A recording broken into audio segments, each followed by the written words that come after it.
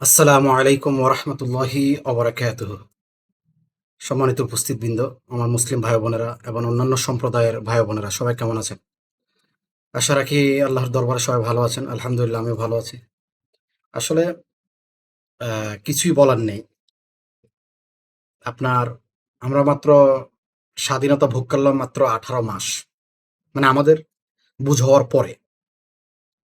প্রকৃতপক্ষে অবশ্য 18 মাসও প্রকৃতপক্ষে স্বাধীনতা পাই নাই, কিন্তু যতটুকু পেয়েছি আলহামদুলিল্লাহ। কথা ছিল, যারা জুলাইয়ের বিপ্লবের মাধ্যমে ক্ষমতায় এসেছে বা আসবে, হ্যাঁ, যারা এসেছে তাদের বর্তমান পরিস্থিতি তো আমরা দেখছি। কিন্তু কথা ছিল, যারা আসবে তারা দেশটাকে ন্যায় পরায়ণতার সাথে, সততার সাথে, শৃঙ্খলার সাথে দেশটাকে পরিচালনা করবে। কিন্তু বর্তমানে আমরা দেখছি অন্যায়, বিশৃঙ্খল, চাঁদাবাজি, আবার হত্যা। ইতোমধ্যে আমরা 5 থেকে 6 জনের হত্যার খবর পেয়ে গিয়েছি।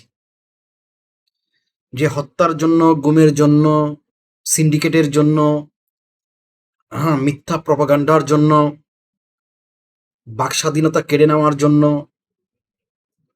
নিজের অধিকার, নিজের মতামত প্রকাশ করার যে স্বাধীনতা ছিল সেটা কেড়ে নেওয়ার জন্য এত বড় একটা বিপ্লব হয়ে গেল।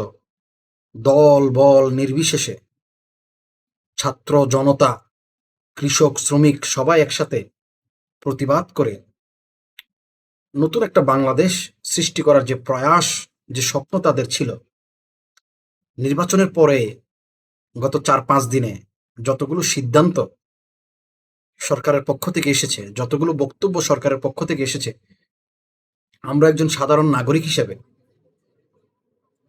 একেবারে নিরপেক্ষ একজন ব্যক্তি হিসেবে, আমরা কোনো একটা কথার সাথে আমরা মতামত, মানে একমত হতে পারলাম না। প্রত্যেকটা মতামতের সাথে আমাদের দ্বিমত রয়েছে। আপনার আমি ফুটপাতে আমার হুন্ডা রাখবো, ফুটপাতে হুন্ডা রাখতে হলে বা রাস্তার পাশে কিনারায় যদি আমাকে হুন্ডা রেখে টাকা দিতে হয়, আমি কাকে টাকা দিব? কে নিচ্ছে এই টাকাটা? আর কেনই বা নিব? এটার ইস্তিহার কোথায়? এটার বাজেট কোথায়? এটার সাংবিধানিক রুলস রেগুলেশন কোথায়? তাহলে এই যে মানুষকে এভাবে হয়রানি করা, মানুষকে এভাবে বেইজ্জতি করা, মানুষকে এভাবে ডিরেক্টলি অ্যাসল্ট করা, তারপরে যাত্রাবাড়ির কথা শুনলাম আজকে যে লেগুনার চাঁদা না দেওয়ার কারণে তাকে পিটিয়ে মেরে ফেলা হয়েছে। মসজিদ থেকে বের করে পিটানো হচ্ছে। তাহলে এটা তো গত 17 বছরের আমরা চিত্র আবার দেখতে পাচ্ছি।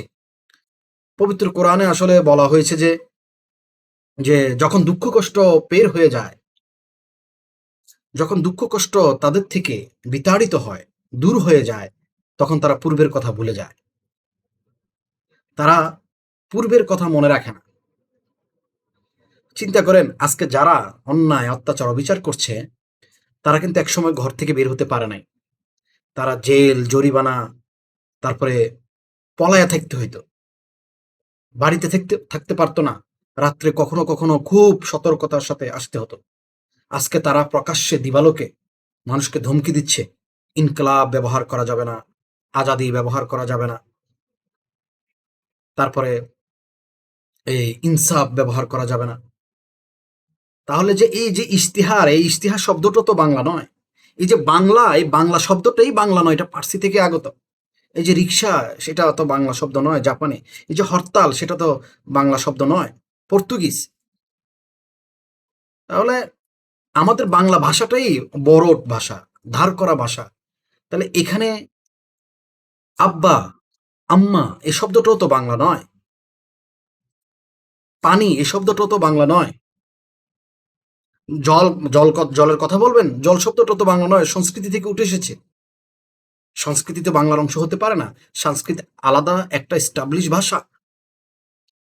তাহলে মানে সোজা কথা, এখন প্রত্যেকটা জায়গায় আমরা দেখতেছি অনিয়ম, অত্যাচার, ধমকি, হুমকি, মানে সব মিলিয়ে মানে একটা অরাজকতা, হযবরল অবস্থা দেখতে পাচ্ছি। শহীদ শরীফ ওসমান হাদি রহিমাহুল্লাহ একবার বলেছিলেন যে বিএনপি ক্ষমতায় যদি ৩০০ আসনও নিয়েও পাশ করে, তারা যদি পূর্বের সরকারের মতো আচার আচরণ করে, তাহলে ২ বছরেরও কম সময় তারা থাকতে পারবে। কারণ এভাবে যদি কাঁচা বাজারের অবস্থা, তারপরে গ্যাসের অবস্থা, তারপরে অন্যান্য পণ্য দ্রব্যের যে যদি এভাবে মানে অতীতের মতো নাজেহাল অবস্থা হয়, তারপরে মানুষের যদি চলাফেরার নিরাপত্তা না থাকে, কথা বলার নিরাপত্তা না থাকে, আম অধিকার আদায়ের যদি কোনো প্রকার সুযোগ সুবিধা না থাকে, তাহলে পুনরায় আবার মানুষ রাস্তায় নেমে পড়বে। আর আরেকটা কথা স্পষ্টভাবে বলে দিই আপনাদেরকে, সেটা হলো মানুষ কিন্তু এখন মৃত্যুকে ভয় পায় না। আপনি মানুষ মেরে ফেলবেন, জেলে ঢুকিয়ে দিবেন, গুম, খুন করে ফেলবেন। না, এটা মানুষ এখন used to হয়ে গেছে, অভ্যস্ত হয়ে গেছে। মানুষ এখন হয় মানে বাঁচবে, না হয় মরবে। মানুষ হয় বাঁচবে তার অধিকার নিয়ে, না হয় মরে যাবে। মানুষ এখন আর ভয়ে, ভয়ে বাঁচার আর কোনো প্রকার চিন্তাভাবনা নেই। তো যারা এগুলো করছেন, তারা বুঝে শুনে করেন। কারণ ফেরাউনের দিনও শেষ হয়ে গিয়েছে, আবু জাহেলেরও দিন শেষ হয়ে গিয়েছে, জর্জ বুশেরও দিন শেষ হয়ে গেছে, ট্রাম্পেরও দিন শেষ হওয়ার পথে। আপনি তো এদের চেয়ে কোনো প্রকার মানে এদের মানে ১% পরিমাণও শক্তিশালী নন। আপনাকে যেকোনো মুহূর্তে নামিয়ে ফেলা হবে।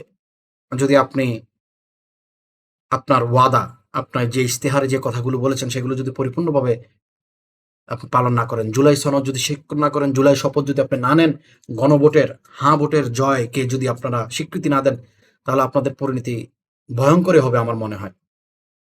আপনারা একটা বড় দল, শক্তিশালী দল। এই দলটাকে নিয়ন্ত্রণে আনুন। এটার আদর্শ তৈরি করুন। এটার রুলস রেগুলেশন তৈরি করুন। এটার একটা রেগুলেটরি বডি আপনারা আ আ তৈরি করুন। যাতে করে এটাকে মেইনটেইন করা যায়, গাইড করা যায়। সবাই ভালো থাকবেন। আসসালামু আলাইকুম ওয়া রাহমাতুল্লাহি ওয়া বারাকাতুহু।